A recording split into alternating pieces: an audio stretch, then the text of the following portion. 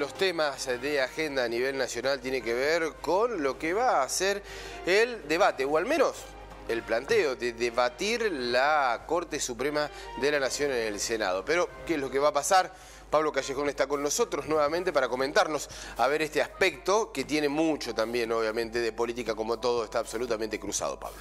Bueno, absolutamente. La discusión política para resolver un problema que es evidentemente complejo en la Argentina desde hace mucho tiempo, que tiene que ver con el descrédito de la justicia, pero que ha incorporado además una composición actual de la Corte que está siendo muy cuestionada, en la que se disgregó aquel concepto con el que se produjo una reforma muy fuerte, digamos, en la composición. A ver, recordemos un poquito, hagamos un poquito de historia. Sí. Veníamos de la Corte de la mayoría automática de Carlos Menem, con Nazareno, uno de los personajes más oscuros de la justicia nacional, en la presidencia.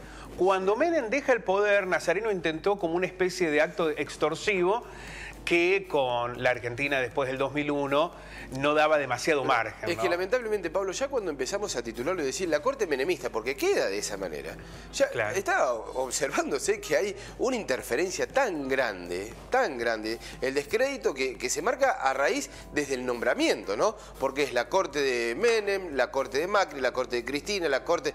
Y así, obviamente que no está bien vista la justicia, ¿no? Bueno, pero aquella Corte, además de responder, por eso era la Corte de la mayoría automática, de responder directamente a Carlos Menem, era una Corte cuyos representantes tenían muy poco currículum para mostrar. De hecho, Nazareno tenía materias aprobadas con 4, digamos. Nadie había entendido cómo llegó.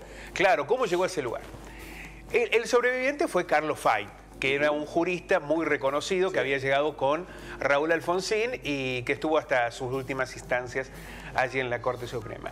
Se produce una reforma que impulsa Néstor Kirchner, en la que hubo un reconocimiento hasta internacional de la composición de esa Corte, donde había una composición igualitaria de hombres y mujeres y una valoración de que probablemente haya sido la Corte con mayor reconocimiento social y jurídico de los últimos años en la Argentina. Después, bueno, algunos se fueron jubilando, otros fallecieron, otros se fueron yendo. Y nos quedamos con, durante la época de Mauricio Macri, entre el gobierno de Mauricio Macri, hubo 2 jueces que se incorporaron, porque en el caso de... habían quedado la composición con 2 más Hayton de Nolasco, que... Había que incorporar, digamos. Que había que incorporar, ¿no? Bueno, cuando se incorpora a los 2 jueces, se produce... Primero, a través de un decreto, ¿no? Que eso fue ampliamente, porque era una acción inconstitucional. Ahora, que los jueces de la Corte no repudiaron, ¿no? Que dijeron, no vamos a asumir porque es por decreto. Dijeron, bueno... Si me nombran, me nombran. Bueno, ante ese escándalo se decidió que se siguieran los pasos jurídicos naturales, ¿no? ¿Quién participó de esa decisión de ir por decreto y demás? Pepín Rodríguez, alguien que está acusado de hacer maniobras judiciales, manipulación judicial, y que ahora está prófugo en Uruguay, ¿no? Bueno, se termina conformando una Corte que era de 4 hombres y una mujer. Hayton de Nolasco ya no está más, y ahora son solo 4 hombres, en medio de un fuerte cuestionamiento, los que tienen el mayor poder judicial en la Argentina. Cuando se planteó la necesidad de una reforma de la Corte Suprema y de una ampliación, surgió un proyecto del Gobierno Nacional de elevarla a 25 miembros.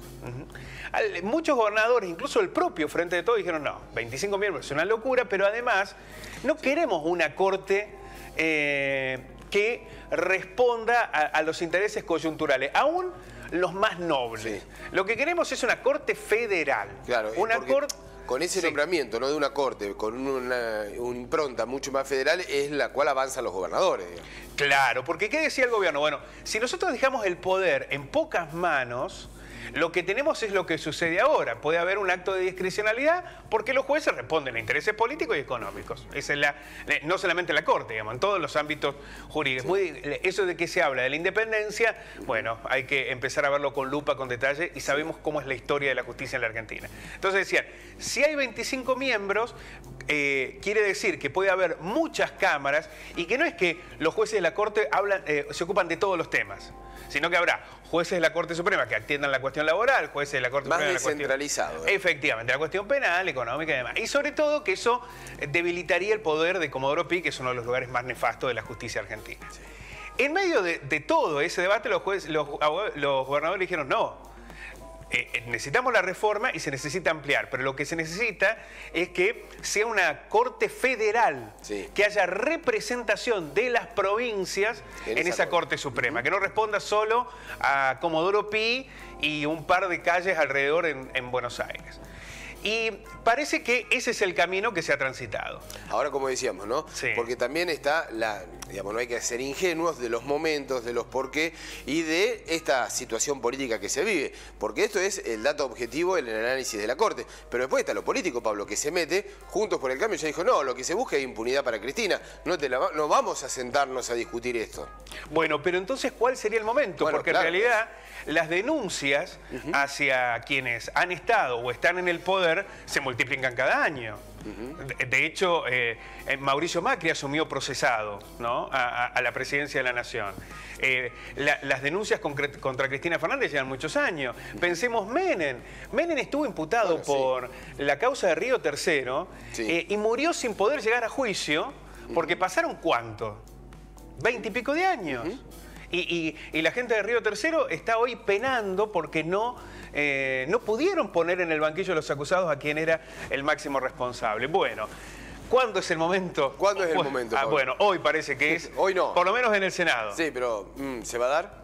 Bueno, el Senado va a debatir hoy en sesión especial el proyecto de ley impulsado por el Frente de Todos para ampliar el número de integrantes de la Corte Suprema de los actuales 5 miembros a 15. Con el aval de los senadores provinciales es probable que el oficialismo pueda llegar a los votos, pero una cosa es el Senado y otra cosa es diputado. Claro. Por lo cual, que haya media sanción no quiere decir que el proyecto se va a aprobar, ¿no?